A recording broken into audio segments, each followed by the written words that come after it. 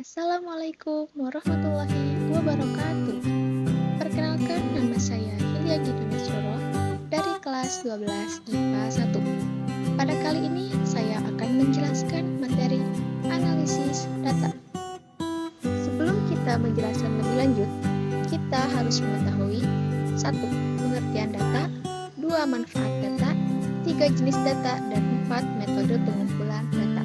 Di analisis data, di sini kita harus mengetahui 1. Pengertian data. Pengertian data secara etimologis istilah data berasal dari bahasa Latin yaitu datum, yang artinya sesuatu yang diberikan.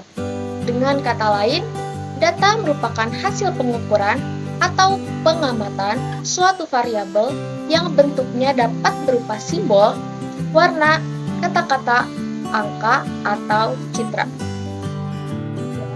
Kita juga harus mengetahui manfaat dari data. Pertama, sebagai dasar membuat keputusan. 2. Sebagai dasar perencanaan. 3. Sebagai acuan implementasi suatu kegiatan. Keempat, sebagai bahan evaluasi. Jenis data dibagi menjadi beberapa jenis. Yang pertama, jenis data berdasarkan cara memperolehnya. Pertama, data primer. Data primer adalah data yang dikumpulkan sendiri oleh perorangan atau suatu organisasi secara langsung dari objek yang diteliti dan untuk kepentingan studi yang bersangkutan yang dapat berupa interview, observasi. Yang kedua, data sekunder. Data sekunder adalah data yang diperoleh atau dikumpulkan dan disatukan oleh studi-studi sebelumnya atau yang diterbitkan oleh berbagai instansi lain. Biasanya, sumber tidak langsung berupa data dokumentasi dan arsip-arsip resmi. Jenis data menurut sifatnya. 1. Kualitatif. Data kualitatif adalah data yang tidak berbentuk angka.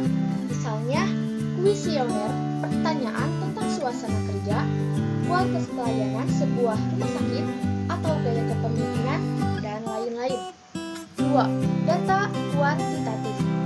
Data kuantitatif adalah data yang berbentuk angka, misalnya harga saham, besarnya pendapatan, dan lain-lain. Jenis data menurut sumbernya. 1. Data internal. Data internal adalah data dari dalam suatu organisasi yang menggambarkan keadaan organisasi tersebut. Contohnya, suatu perusahaan, jumlah karyawan, jumlah gudangnya, atau jumlah produksinya, dan lain-lain. 2. Data eksternal. Data eksternal adalah data dari luar suatu organisasi yang dapat menggambarkan faktor-faktor yang mungkin mempengaruhi hasil kerja suatu organisasi. Misalnya, daya beli masyarakat mempengaruhi hasil jualan suatu perusahaan. Jenis data menurut waktu pengumpulannya. 1. Data cross-section, yaitu data yang dikumpulkan pada suatu waktu tertentu atau at a point of time untuk menggambarkan keadaan dan kegiatan pada waktu tersebut. Misalnya, data penelitian yang menggunakan kuesioner. 2. Data berkala atau time series data, yaitu data yang dikumpulkan dari waktu ke waktu untuk melihat perkembangan suatu kejadian atau kegiatan selama periode tersebut. Misalnya, perkembangan uang beredar, harga 9 macam bahan pokok penduduk. Kita juga harus mengetahui metode pengumpulan data. Metode pengumpulan data adalah teknik yang digunakan dalam suatu penelitian untuk mengumpulkan atau memperoleh data. Adapun metode untuk mengumpulkan data yaitu 1. Wawancara, 2. Observasi, 3. Angket atau kuesioner, yang keempat, dokumentasi.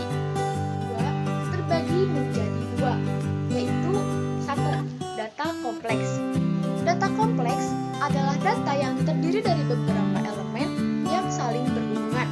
Misalnya, data siswa yang berisi informasi tentang nama, alat, tanggal lahir, umur, jenis kelamin, tinggi badan, dan sebagainya. Data tersebut dapat dipecah berdasarkan elemen-elemennya untuk memperoleh data yang lebih sederhana. Misalnya, menjadi data nama siswa, data umur siswa, dan sebagainya adalah data besar. Data besar adalah sekumpulan informasi yang sering disimpan dalam basis data komputer dan dianalisis menggunakan perangkat lunak yang dirancang khusus untuk menangani kumpulan data yang besar dan kompleks. Terakhir, di sini juga kita harus mengetahui dekomposisi data.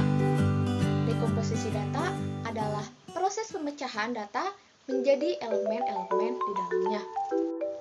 Baiklah, itu tadi penjelasan mengenai materi analisis data. Semoga bermanfaat. Kurang lebihnya mohon maaf. Jangan lupa like dan subscribe. Wassalamualaikum warahmatullahi wabarakatuh.